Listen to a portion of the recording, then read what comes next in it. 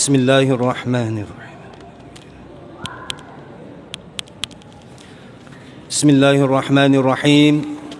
Assalamualaikum warahmatullahi wabarakatuh. Alhamdulillah. Alhamdulillahilladzi bini'matihi tatimmus shalihat. Wassalatu wassalamu ala sayyidis sadat wa ala alihi wa ashabihi ahlul fadaili wal karamat. Asyhadu an la ilaha illallah wa asyhadu anna Muhammadar Rasulullah. Allahumma salli ala sayyidina Muhammad wa ala ali sayyidina Muhammad. A'udzu billahi minasy syaithanir rajim. Subhanaka la ilma lana illa ma 'allamtana innaka antal alimul hakim. Rabbi syrah li sadri wa yassir li amri wahlul 'uqdatam min lisani yafqahu qawli. Jamaah Masjid Ilhami Sawangan yang insyaallah dimuliakan Allah Subhanahu wa taala. Puji dan syukur marilah kita panjatkan kepada Allah Rabbun Ghafur.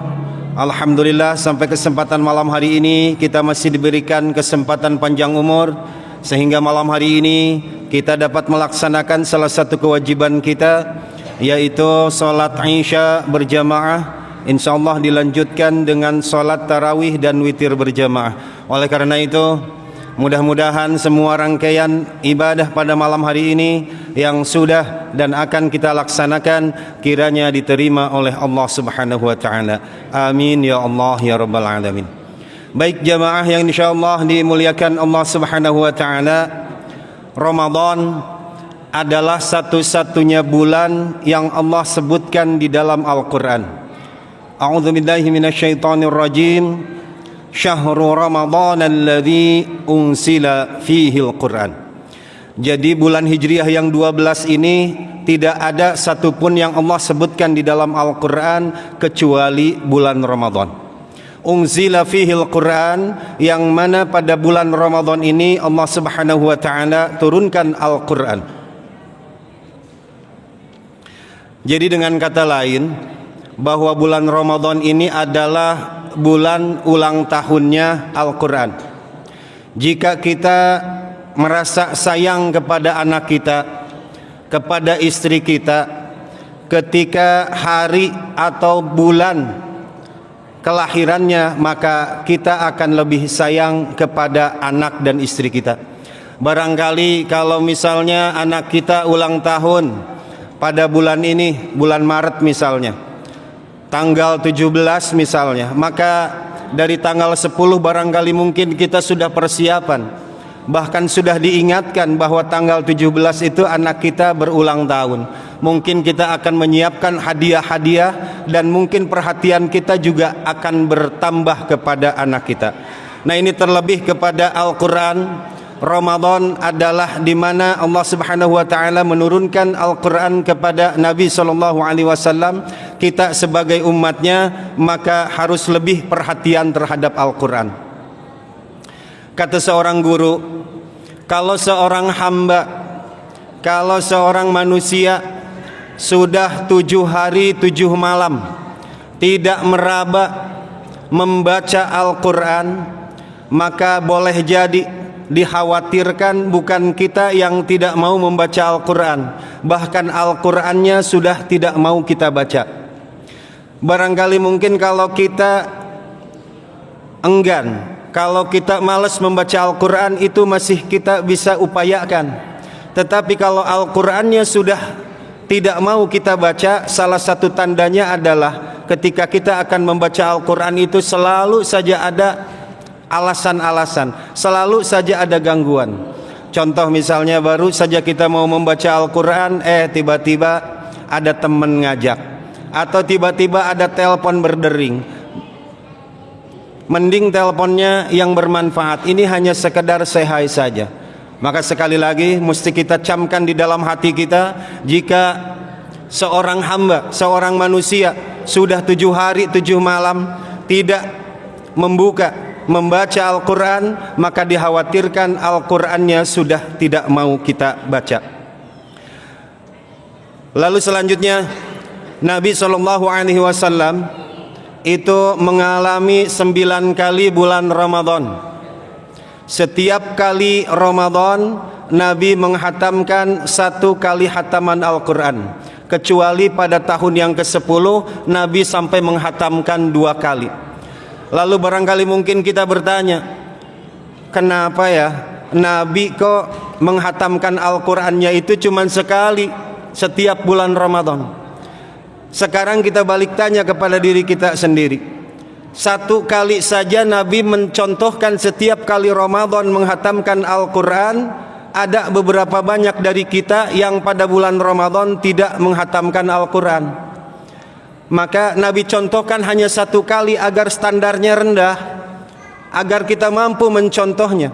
Bukan tidak mampu. Nabi walaupun 1000 kali menghatamkan 1 bulan Al-Quran, Nabi pasti bisa.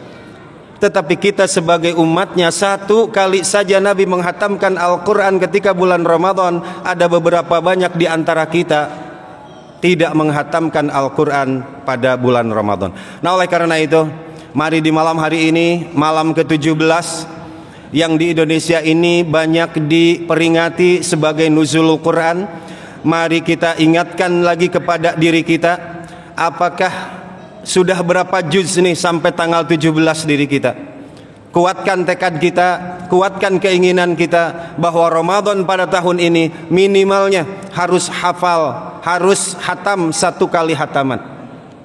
Baik jemaah yang insyaallah dimuliakan Allah Subhanahu wa taala, di dalam surah Al-Isra ayat 45 Allah Subhanahu wa taala berfirman, A'udzubillahi minasyaitonir rajim. Wa idza qara'tal Qur'an ja'alna bainaka wa bainal ladzina la yu'minuna bil akhirah hijaban mastura.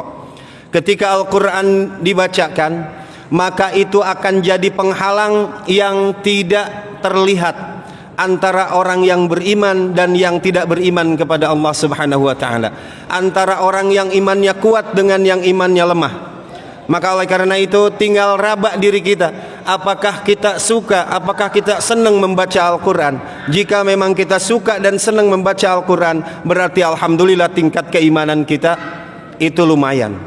Tapi kalau kita jarang membaca Al-Quran, maka bisa dipastikan tingkat keimanan kita rendah. Seperti di dalam hadis Nabi sallallahu alaihi wasallam, kata Nabi, "Man ahabba ay ya'lama annahu yuhibbullahu wa rasuluh."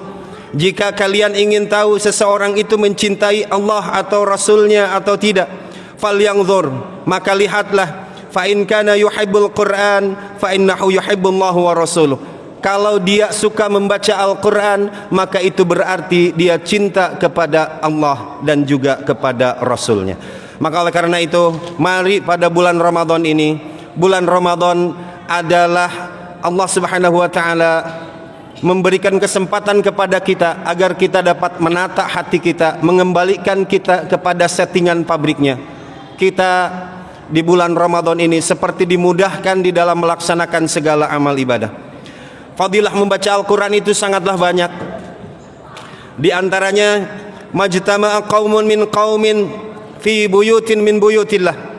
Ketika sekelompok manusia, ketika ada sekelompok orang-orang berkumpul fi buyutin min buyutillah, di rumah-rumahnya Allah, di masjid, di mushola atau di majlis ta'lim, yatluna kitab Allah, lalu kemudian mereka membaca Al-Quran. Bukan hanya membaca, wa yatadarasunahu, kemudian mereka mempelajari Al-Quran, baik itu tajwidnya, baik itu maknanya dan sebagainya. Jadi beda. Kalau kita membaca sendiri itu namanya tilawah. Ketika kita membaca sendiri tentu tajwidnya itu kita udah harus mumpuni. Tetapi kalau sistemnya tadarus, tadarus adalah satu membaca, yang lain memperhatikan, atau kita dipandu, dibimbing oleh seseorang yang kompeten di dalam membaca Al-Quran. Nah tadi, jika ada sekelompok manusia berkumpul di masjid atau di mushola atau di majlis ta'lim, yatluna kitab Allah, kemudian membaca kitabnya Allah, wa yatadarasunahu, kemudian mempelajarinya, illa nazalat alaihimus sakinah, kecuali Allah akan turunkan ketentraman ke dalam hati mereka. Tentram yang seperti apa? Kata pujangga, ketenangan itu adalah sebagian dari obat. sementara kepanikan adalah sebagian dari penyakit.